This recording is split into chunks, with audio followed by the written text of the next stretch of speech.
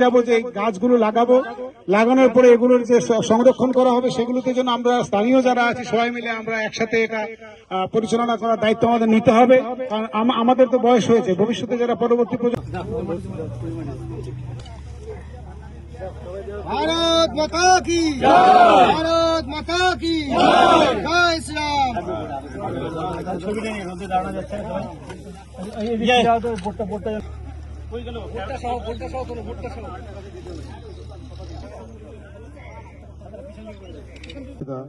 বিনয়দার এই গাছ লাগানো একটা অনেক বড় ইতিহাস তৈরি হয়েছে এবং আপনারা হয়তো শুনেছেন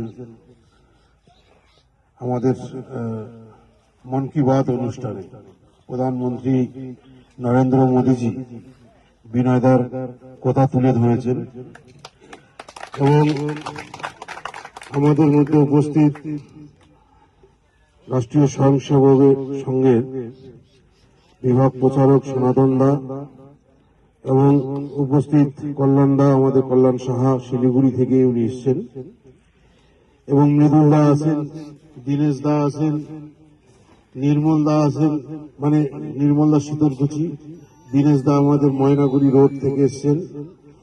দীনেশ দার সঙ্গে অনেক পুরনো সম্পর্ক আমার, আমি যখন গ্রাম পঞ্চায়েতের প্রধান ছিলাম ওনার ওখান থেকে আমি চারা নিয়ে এসেছিলাম সোশ্যাল ফরেস্ট্রি স্কিমের জন্য। তো এখানে অনেকে আমাদের অতিথি আছেন, ভক্তদা থেকে শুরু করে এই এলাকার আমাদের কার্যগত এবং বন বিভাগ দপ্তরের আমাদের রেঞ্জার সাহেব আছেন, আর অন্যান্য যারা উপস্থিত হয়েছেন সবাইকে আমি ধন্যবাদ জ্ঞাপন করছি। কারণ এই আমাদের এই মেকলিগঞ্জ এই জয়ী সেতুর নিচে এই বিস্তর একটা এলাকা, এখানে অনেক মানুষও বসবাস করছে, কিন্তু গাছ লাগানোর উদ্যোগ আমরা কেউ নেই। তো আমার সঙ্গে বিনয়দার কথা হয়েছিল এবং আমি ডিওপো সাহেবকেও বলেছিলাম যে মেকলিগঞ্জে তো অন্য কোনো কিছু নেই, তো আমরা একটা ছোট ছোট যদি একটু ফরেস্ট লাগানোর ব্যবস্থা করি, সেখানে গভর্নমেন্টের প্রচুর ল্যান্ড আছে। এখানে যেমন বিগত সরকার 300 একর জমি নির্ধারণ করে দিয়ে রাখছিল মানে ইন্ডাস্ট্রি পার্কের জন্য, এবং তার সঙ্গে প্রচুর জমিন, অনেক ফাঁকা জমিন রয়েছে যে জমিনগুলোতে আমরা গাছ লাগাতে পারি। এবং এই যে বাঁধটা তৈরি হয়েছে গভর্নমেন্টের, কেন্দ্রীয় সরকারের এনক্লেভ সেটেলমেন্ট যে চুক্তি হয়েছিল 2015 সালে, সেই চুক্তির যে একটা প্যাকেজ পশ্চিমবঙ্গ সরকারকে দেওয়া হয়েছিল 8,000 কোটি টাকা। এই 8,000 কোটি টাকা দিয়ে আমাদের তার মধ্যে জয়ী ব্রিজ, হলদিবাড়ি হাসপাতাল, Haldibari bus terminus, Mekliganj bus terminus, community hall থেকে শুরু করে সিটবাসীদের সিট মহলগুলোতে রাস্তাঘাট থেকে শুরু করে এবং হলদিবাড়ি আমাদের কয়েক হাজার একর জমি আমরা কিন্তু তিস্তার কবল থেকে বের করতে পেরেছি বা বাঁচাতে পেরেছি। তো এই জমিনটাতে যদি আমরা গাছ লাগাই তাহলে এখানে একটা মানে ছোট বন যদি আমরা তৈরি করি, সেই ছোট বনের মধ্য দিয়ে সেখানে একটা আমরা ইকো ট্যুরিজমের মধ্য দিয়ে বা একটা পার্কের মধ্য দিয়ে যদি আমরা কাজ করি, এটা আমি মাননীয় সিএম সাহেবকেও এটা বলেছি উত্তরকন্যায়। তো উনি বলেছেন যে এটা পরবর্তীতে আমরা বিষয়টা শাসক এসডিও সাহেবকে বলেছি আপনি একটা ডিপিআর তৈরি করেন, সরকারিভাবে বন বিভাগের তরফ থেকে আমরা একটা ভালো একটা প্রজেক্ট নিতে পারি।